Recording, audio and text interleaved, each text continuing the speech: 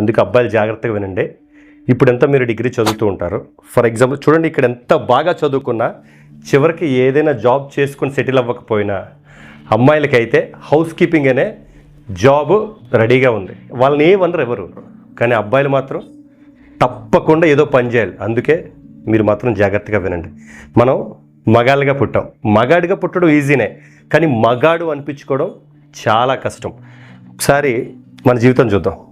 5వ క్లాసు లోపు అమ్మా నాన్న తప్ప మనకి ఇంకేం తెలీదు. 6వ క్లాస్ నుంచి 10th క్లాస్ వరకు కొత్తగా ఏవేవో నేర్చుకుంటాం.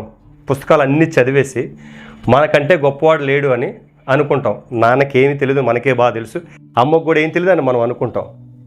ఇంటర్మీడియట్ డిగ్రీకి వచ్చామంటే కుర్రోళ్ళం అయిపోయాం. ఇంకా మనకి డిగ్రీలో కాలేజీలో ఏదో స్వీపరు లేదా అటెండరు వాళ్ళని చూస్తే మనకి చాలా చులకనగా అనిపిస్తుంటుంది. అరే అంటే కొంచెం తీరా డిగ్రీ పూర్తయి బయటకు వచ్చిన తర్వాత జీవితంలో ఏదో పెద్ద పొడిచేద్దాం అనుకుంటాం. తీరా డిగ్రీ పూర్తయి బయటకు వచ్చిన తర్వాత చేతులు ఉద్యోగం లేక, సంపాదన లేక, డైప్కి వెళ్ళి బ్రతకలేక సంపాదించడం ఎంత కష్టమో అప్పుడు తెలుసుకుంటాం.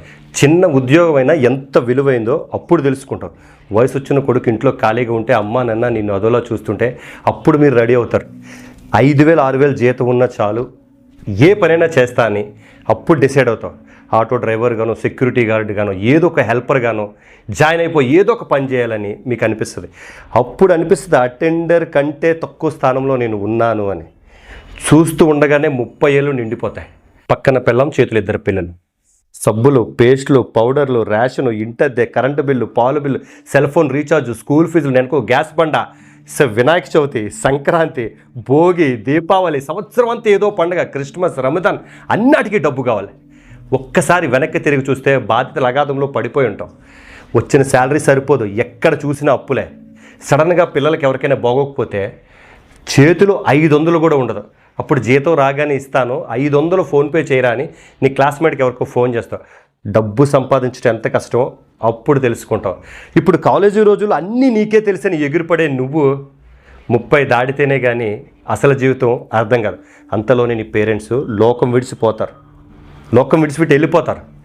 అప్పుడు తెలుస్తుంది జీవితం యొక్క విలువ. కూలి పని చేసేనా నీ తండ్రి నేను ఎలా పెంచాడో గుర్తు చేసుకుంటావు. ఊరంతా బలాతూరు తిరిగి వచ్చిన అమ్మ ఎలా నీకు అన్నం పెట్టిందో తెలుసుకుంటావు. అప్పుడు ఏడుస్తావు భయ్యా, నిజంగా అప్పుడు ఏడుస్తావు భయ్యా. తొక్కలో లవ్వని అమ్మాయి వెంట పడితే, అమ్మాయి నిన్ను ప్రేమించి వదిలేస్తే అప్పుడు నువ్వు ఏడ్చావు చూడు, అది అసలు ఏడుపే కాదు.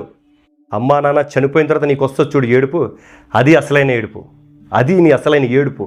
తెల్లారితే ఈ అమ్మాయి కట్టాలి, అప్పులోళ్ళు ఫోన్ చేస్తూ ఉంటారు, సమాధానం చెప్పలేవు.